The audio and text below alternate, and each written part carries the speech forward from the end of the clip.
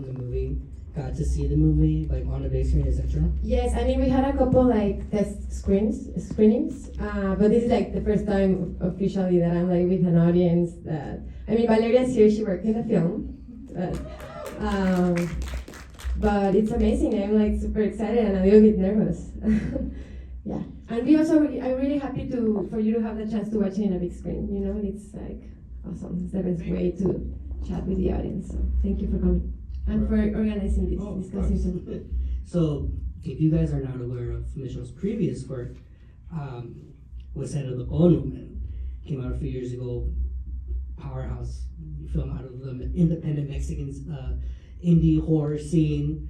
I remember hearing about it just like through the grapevine, and then watching it. Truly, very few horror films, we're just talking about it outside, get under my skin, where I was like, this is kind of like if someone wanted to like make almost Silent Hill but didn't, but could have almost like better. Yeah. You had mentioned yesterday that the producers of this movie, the studio, reached out to you because they saw Waseda, and that meant a lot to you because it kind of meant that they weren't just looking for anybody. They wanted to just make this movie. Can you talk about that? Yeah, that was actually very cool because I was approached by one executive from 20th Century Studios, and it was basically because he loved Waseda, right? And the conversation literally was like an hour long about he talking about the craft and the story and the character and the scares. Like it was very specific. So that gave me a very good sensation because he really loves horror movies.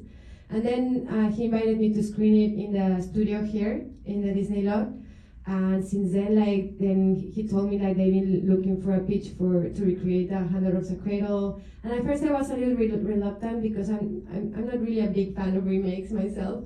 So, but then the idea stayed in my mind, you know, and I got a concept, and then that's how it started. You know, I came back to him and they really liked it, and they hired Michael Bloomberg, the writer, and that's how it was born. Yeah. I have to ask you because you've been such a champion of independent cinema in Mexico. So this is your first film in English. This is only your second feature, and it's pretty damn great.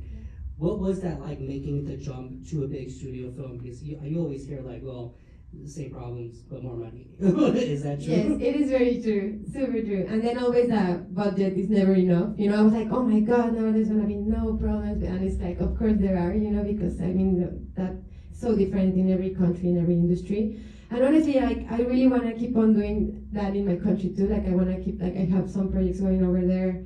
But to me, I was I'm having this opportunity, and I've always been interested and very curious about how it would be to do a studio film. So I was okay, it's a genre that I love. They really let us play with it and build our own thing.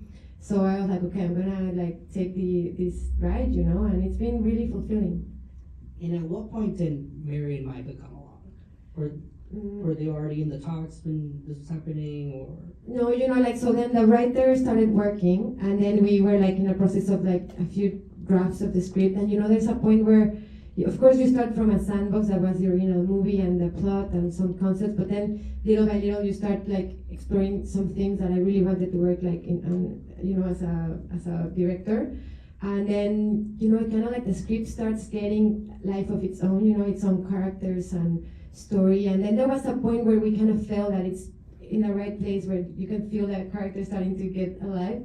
And that's when we started thinking about casting, and it was just so amazing to have the chance to work with Mary and Micah. Oh my God, I've been watching them for so long, such a fan of both of them. So it was kind of you know, how do you say, I was pinching myself, you know, oh my God, I can't believe I'm directing these two actresses. Sometimes it was mind-blowing. But then when you start focusing on the craft, you know, on the actual, you know, building of the scenes or the backstories of the characters, it's so, the craft is the same everywhere, you know, it's when you're working, you know, telling this kind of story, thinking in the specifics of building a movie, that's when I was less intimidated, and I was okay, let's just do the job, you know.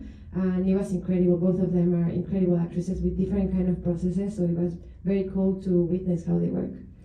I have to ask because there's an unspoken tension between them. When some scenes where it's a little erotic, and then it quickly shifts to being purely antagonistic, and all this stuff in between where you want it. You know, from the beginning, we know as people watching it that Micah can't be trusted. But she's really damn good at fooling us even watching it. Yeah. Can you talk about creating that tension on set? You know, like it actually kind of comes also from the actors' work, from the actresses' work, because they were very conscious about had long processes with them in an individual way, you know, with the script and analyzing the scenes and the backstory, and they kept saying like, oh, we rather not meet yet, you know, like for example, Mary met with Raul Castillo, and we had sessions with the kids, and but then both of them were like, no, maybe we should take our time. Like they knew they needed to hold like a mystery and like a distance, because you know the characters in a way they've been looking for each other for so long. There was like a needed magnetism between them that I think like we really waited for like a few days before started shooting to have like some conversations, the three of us, and talk more about the relationship. But they kept it very mysterious in a way, and that created like a very interesting and kind of sacred sensation. And said, you know, there were moments between both of them that they were very provoking, you know, like yeah, very incredible, really. I'm really glad you brought up the part about the backstories, because you know you had mentioned that you don't really like remakes. You know, a lot of people are kind of getting started on them too, but compared to the original 1992 movie, this has got the same kind of bones and almost the same kind of structure, but everything else is totally original, without spoiling the original movie. But the whole backstory between Micah and Mary in this movie is not in the original film. Yeah. Can you talk about developing that original plot line for this remake? Yes, of course. So as I was saying, like to me, I was really not interested in doing a remake. Like I wanted to explore something that I wanted to talk about. You know, in this case was generational trauma, like cycles of violence. That there was like something there that also I found very interesting about challenging the genre. You know, like many times in the thrillers from the 90s, we see like such a depiction of good and evil. And I was interested in building like kind of like a domestic thriller, but then having the characters more in the gray areas and, you know, being flawed, and then the lines between protagonist and antagonist to be more blurred. And that was, you know, something that I really loved. And when we had that clear, I feel like that's the way that the writers started working, and we were really pushing for those kind of like character, how do you say, like changing positions, you know, and mirroring each other. And that was like suddenly the script also had like certain like aesthetic rules, you know, that came from those concepts, like in the terms of reflection and mirroring. And so yeah, it was like little by little. That's the magic of the creative process. Like you start with this like sandbox and this like skeleton, and then like the rewrites and the collaboration and the working with the actors. I'm a kind of director that I always keep it very open, and I'm very open to hear what my collaborators are saying. So there's so many things that came from the collaborative creative process. Yeah. Not to make a crazy pivot, but we were talking about this outside, and the bit with Martin Starr and the blood in the mug. That's freaky. I mean, who came up with that? How does that possibly come up in a conversation? Okay. So we're dealing like the movie really profoundly deals with a very bleak theme. You know, when you get to the core, it's pretty dark. You know.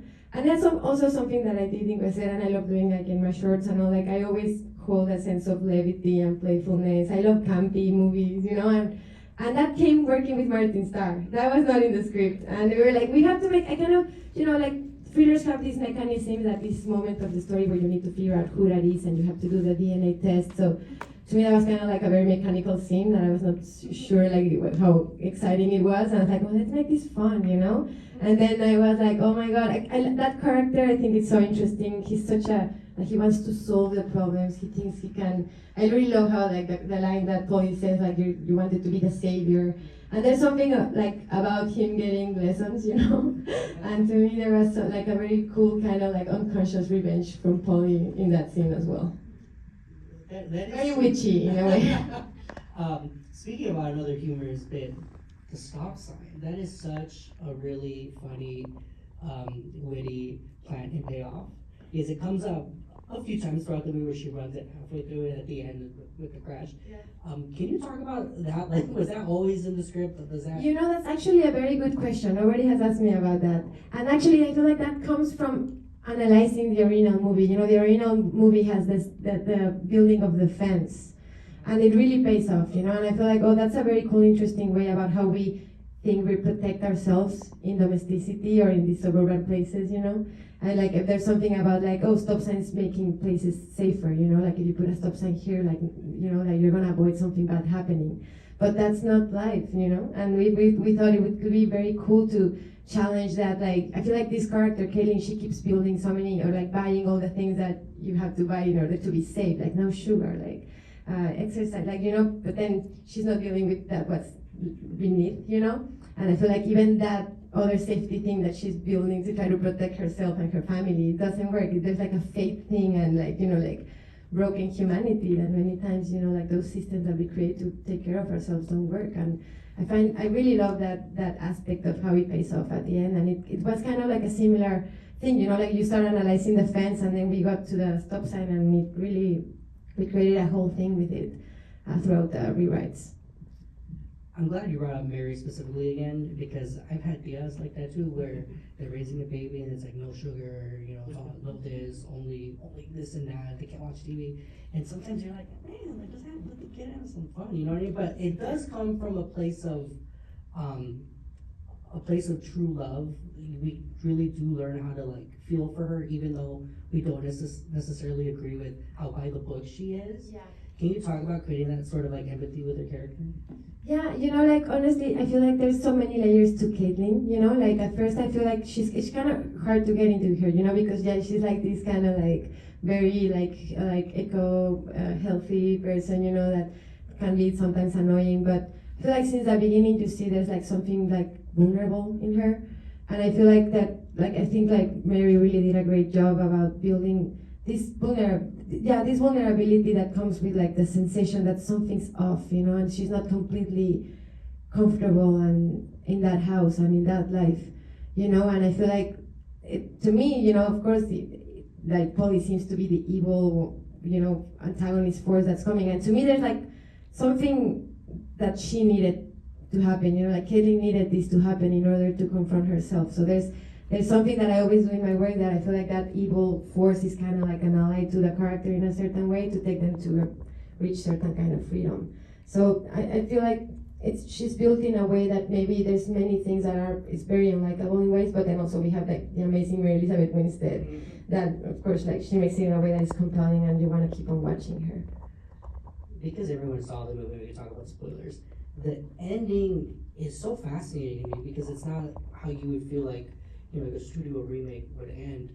When she's telling the story to the little sister, the baby sister, it kind of gives the feeling that the memory of Micah's character will live on, because she did suffer through genuine pain that is relatable, like she was wronged to a degree, but it's also kind of eerie hearing her recite it in a way that's like, you don't know kind of what to feel, like, is this kind of creepy, but is it kind of sweet? Yeah. Can you talk about wanting to end on that note? I'm actually very proud that you're saying that, because to me it was very important to hold that feeling, like as I was saying, like there's like a kind of like a certain level of freedom achieved in the sense that now Polly's story is gonna be told, and that trauma and that pain and that heartbreak, it's like honored in a way, and we sometimes try to fix things and think like there's many movies that end up like, oh, now they move on and they're gonna be happy. And it's like, no, you can't move on after something as terrible as that. And it's okay also to be able to live with those traumas, or like knowing how to talk about them. So I feel like it's definitely eerie and bittersweet, but to me, like that's kind of what I wanted the film to feel or like to say at the end. So I'm very happy that we got to that point, because that was like a chess game in a way. Two more questions. One, I feel like I would be doing a disservice without bringing this up. Wasera had a predominantly female cast. It is a very feminine story, but also you go out of your way to really support your female crew. In this film, we got two awesome female leads, but once again, the crew, we have an awesome editor who we were talking about a little bit. The score, awesome. Oh, even the stunt coordinator, which was incredible, like the fights and all, it was designed by a woman too, which was very cool. Yeah. So I just wanted to ask, like, how important is it for you? Do you feel like in uplifting your fellow female artists when you're making a big project like this? To me, it kind of comes in a natural way. It's not like I'm doing like, oh, I'm not gonna have like male collaborators. Like actually, like Becera was surrounded by like a lot of like queer folks and a lot of women and men too, and it kind of happened the same thing here. But of course, there's like a sensibility. For example, the composer, she literally had a 1-year-old baby when she was working in this score. So she literally used her breast pump and toys for her baby to create it, and like we got together with some like crazy singers, and like she was so inside of the motherhood feeling of being scared for your baby in a way that I feel like that really allowed her to build like a score that is pretty aligned with the tone of the film, you know, like it's I feel like her music is pretty brilliant, you know. And there's something there that I feel like in the story that has to do with like how many times women we feel like gaslighting or like we even self-gaslight ourselves. And so, you know, when I had the interviews and I was approaching collaborators, of course, so many of the ones that gave like the best interviews, they really related to what the character is going through, you know? So they would come back with ideas and concepts that were aligned and right for the film. So yeah, I'm very proud of it. Like honestly, like when we were choreographing the fights and everything, it was just so incredible. I like to see like 15 women on set, like, you know, like designing fights and like putting all the blood, and it was just very cool. We feel very proud of that. Yeah. That's so awesome here. And last question, because we were talking about a little bit. You are booked and busy. So if people like this movie, what can you tell them about the stuff you haven't started? Because you do have an adaptation with being produced, if I'm not mistaken, by Diego Luna and Garza Cervera in the works. You're also working on your next feature, right? What can you tell these people about? You know, I'm very excited. So there's like a book that I really love called Jawbone. You should check it out. It's like a horror movie. Oh yeah, there's a fan there. So it's this writer from Ecuador. Her name is Monica Ojeda. She's a genius. And I was a huge fan of that book, probably one of my favorite books from the last years. And then I was approached that someone got it, and it happened to be Gael Garcia and Diego Luna company in Mexico, and they got together with Eat a Cat, that they did like The Act, and now the Murders and Channel Zero. So they're aligned for that. It's gonna be a limited series, and I'm very excited about it. It's like a Mexico-US co-production, and it's like a coming-of-age horror story that we're setting up in Mexico. So that one is very exciting. We're still like very early on for that one, but it's definitely like it's giving good steps, you know. And then the other one is also an adaptation, but that one is a Colombian book called Ornamento for a writer. His name is Juan Cardenas, and that's more like a horror sci-fi happening in Arizona. So yeah, that one is, I'm very excited about that one as well. And I wrote it with a friend from Chile, and we've been working for a while on the script, and now like we're like giving the next steps. Hopefully, fingers crossed, because you never know with movies, you know. But like I really hope we get to make that one too. Wow. Well, thank you so much for your time. Thank you. Again, I love Wasera. I feel like this remake truly defies a lot of the norms and expectations of most Hollywood remakes. And guys, if you like the movie, you saw it almost a whole week early. You have a whole week to post about how much you liked it, to tell your friends. It is coming on Hulu on Wednesday. So let's give it up for Michelle Garza Cervera. Thank you so much for coming, everybody. Thank you.